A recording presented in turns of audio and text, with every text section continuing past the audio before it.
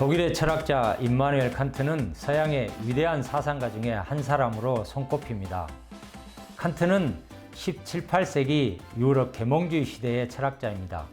독일의 정신철학 혹은 독일 관념론의 거장이라고 말하기도 하죠. 철학의 세계에서는 오늘날도 여전히 칸트의 영향력은 대단히 큽니다. 그래서 칸트를 철학계의 영원한 아이돌이라고 BTS급 철학자라고 말할 수도 있겠습니다. 칸트는 1724년 4월 22일에 독일의 옛 영토인 퀘닉스베르크에서 태어났습니다. 퀘닉스베르크는 발트해 연안에 위치한 항구 도시인데요. 1200년대 중세시대에 건설된 유럽의 중세 도시의 기풍이 살아있는 도시였습니다. 칸트는 퀘닉스베르크를 한 번도 떠나지 않았다고 합니다. 그 정도로 자신의 고향을 사랑했던 것이죠. 옛날 사진들을 보면 퀘닉스베르크가 얼마나 아름답고 고풍스러운 도시였는가를 금방 알 수 있습니다. 그런데 정말 안타깝게도 2차 세계대전의 전쟁 중인 1944년에 영국군의 폭격으로 도시의 90% 이상이 파괴되어 버렸습니다. 도시는 거의 폐허가 되었고 옛날의 모습은 거의 남아있지 않습니다. 2차 세계대전이 끝나고 퀘닉스베르크는 그 일원이었던 소련에 의해서 전리품처럼 소련 땅이 되었습니다.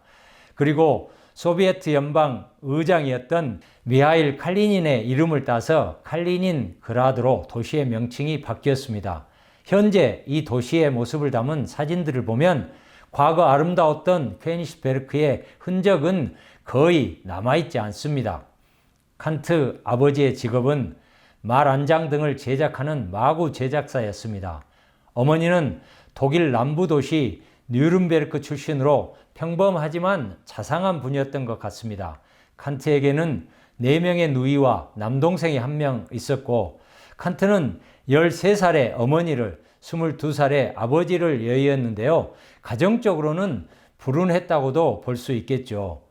임마누엘이란 칸트의 이름은 세례명입니다. 이 말은 히브리어에서 유래한 말인데 신이 그와 함께 있다라는 뜻입니다.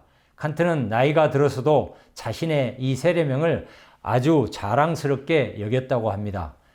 태어난 것으로 보면 칸트는 매우 왜소하고 허약하게 태어난 아이였습니다. 그런데도 아주 건강하게 오래오래 살았는데요. 80살을 살았습니다. 80이 뭐 대단한가, 장수한 것인가 이렇게 말할 수도 있겠지만 당시 사람들의 평균 연령이 50살이 채 안 되었다는 사실을 고려하면 평균보다 30살은 더 살았으니까 장수한 것이 맞다고 봐야겠죠. 칸트는 일생 동안 심각한 병에 걸려 침대에 누워보지 않았다고 합니다. 이 점을 칸트는 스스로 무척 자랑스럽게 여겼다고 하는데요. 칸트는 죽음을 두려워하지 않았습니다. 그러나 고통 없이 끝맺음을 하는 것을 매우 중요하게 생각했습니다.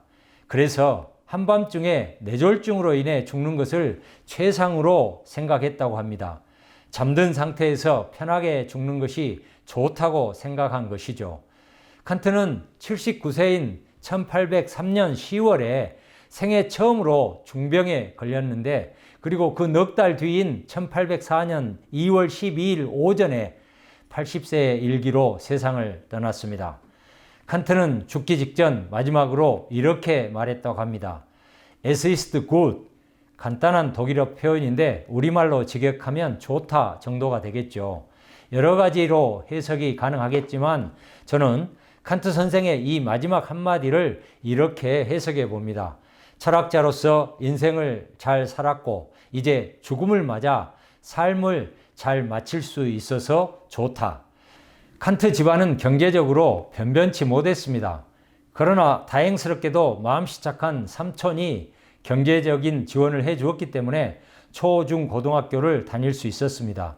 16살에 학교를 졸업하고 칸트는 퀘닉스베르크 대학에 진학했는데요. 대학에서는 철학, 신학, 수학, 자연과학, 고전문학 등 인문학과 자연과학 전반을 공부했습니다. 칸트는 아버지가 사망하자 대학을 떠나서 상당 기간 동안 입주 가정교사로 일하면서 생계를 꾸렸는데요. 22살에서 31살까지 약 10여 년 동안 가정교사로 일했습니다. 가정교사는 당시의 가난한 학자들에게 호구지책의 중요한 방편이었습니다. 뿐만 아니라 학자로서 학문적으로 성장하고 발전할 수 있는 중요한 기회로 활용되었습니다. 칸트는 31살에 10여 년의 가정교사 생활을 마감하고 다시 대학으로 돌아왔습니다. 가정교사 생활을 하면서 연구한 일련의 결과들을 발표했는데 불에 관한 연구를 주제로 박사 학위를 받았습니다. 또한 형이상학적 인식의 제1원리에 관한 새로운 해명이라는 논문으로 교수 자격을 취득하였습니다. 박사 학위와 교수 자격을 취득한 후에 칸트는 모교에서 교수가 되기를 원했는데 논리학과 형이상학 담당 교수가 되려고 많은 노력을 했지만 그것이 쉽지는 않았습니다. 그래서 주당 16시간에서 20시간을 강의하는 고달픈 비정규직 시간 강사로 생계를 유지해야 했습니다. 42살에 궁정도서관의 부사서직의 정규직 자리를 얻을 때까지 약 10여 년의 고달픈 강사 생활을 할 수밖에 없었습니다. 드디어 1770년 칸트가 46살이 되었을 때 오랜 기다림 끝에 자신이 그토록 원했던 모교인 케니스베르크 대학의 논리학과 형이상학 담당 정교수가 될 수 있었습니다. 32살에서 시작하여 72살이 될 때까지 약 40여 년 동안 칸트는 대학에서 수많은 강의를 했습니다.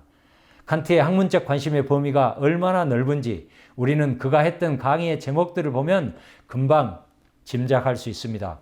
논리학, 형이상학, 윤리학, 철학적 종교학 등 철학의 다양한 주제들을 강의한 것은 말할 것도 없고 수학, 자연과학, 물리학적 지리학, 인간학, 교육학, 자연법, 철학적 백과, 심지어 요새 구축과 불꽃 제수술 등을 강의했습니다. 칸트는 여러 차례 철학부의 학장과 짧은 기간 대학의 총장을 역임하기도 했지만 대학 행정가로서는 그다지 성공적이지는 못했습니다. 오히려 칸트는 일생 동안 강의와 연구 저술 활동을 통해서 자신의 탁월성을 발휘하고 입증했다고 평가할 수 있을 것입니다. 칸트는 다양한 소논문과 강의록, 수많은 단행본 저술들, 그리고 방대한 편집글을 인류의 소중한 철학적 자산으로 남겼는데요. 칸트 전집은 그 분량으로 30여 권이 훨씬 넘는 방대한 것입니다. 칸트 저작들 중에서 대표적인 몇 권의 책들을 언급해 보겠습니다. 먼저 세 권의 비판서, 1781년에 나온 순수이성 비판, 1788년에 출간된 실천이성 비판, 1790년에 판단력 비판.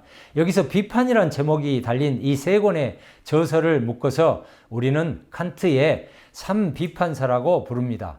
그 외에도 윤리형이상학 정초, 단순한 이성의 한계 안에서의 종교, 윤리형이상학, 실용적 관점에서 본 인간학 등이 있습니다. 그런데요, 칸트가 46살에 교수가 되고서 약 10여 년 이상을 거의 침묵하고 있다가 그의 주저라고 말할 수 있는 순수이성 비판을 57살이 되어서야 세상에 내놓습니다. 한마디로 칸트의 주저들은 철학자로서 성숙한 50대 후반 이후부터 나온 것들이라는 점도 우리가 눈여겨볼 대목입니다. 대체로 유명한 사람들의 묘비에는 뭔가 비범한 글이 적혀 있다고 하죠. 칸트의 묘비명에는 무슨 말이 쓰여 있을까요? 그의 저서 실천이성 비판의 결론부에 나오는 유명한 구절이 적혀 있는데요. 인용을 해보죠. 자주 그리고 계속해서 생각하면 할수록 점점 더 새롭고 더욱더 큰 경탄과 경외심으로 내 마음을 채우는 두 가지 것이 있다. 그것은 내 머리 위에 별이 빛나는 하늘과 내 마음속의 도덕 법칙이다. 한번 듣고서는 얼른 이해가 잘 안 되죠. 가장 간단하게 요약 정리하면 이렇게 되겠습니다. 두 가지 것이, 즉 하늘과 도덕 법칙, 별이 빛나는 하늘과 내 마음속의 도덕 법칙이 가장 중요하다는 뜻입니다. 여기서 별이 빛나는 하늘은 우주 자연의 세계를 말하고요. 내 마음속의 도덕 법칙은 양심과 도덕, 도덕의 세계를 이루는 말이죠. 칸트가 주로 연구한 철학의 두 가지 핵심 주제라고 하겠습니다. 자연과 도덕, 자연과 자유, 자연의 세계와 도덕의 세계, 혹은 더 포괄적으로는 이론과 실천의 문제라고 하겠습니다. 오늘날도 칸트는 여전히 우리들의 중요한 대화 상대자입니다.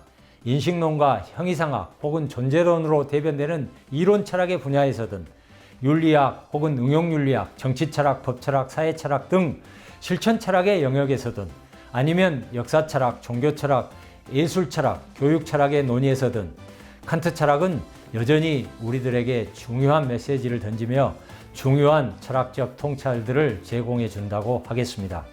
경청해 주셔서 감사합니다.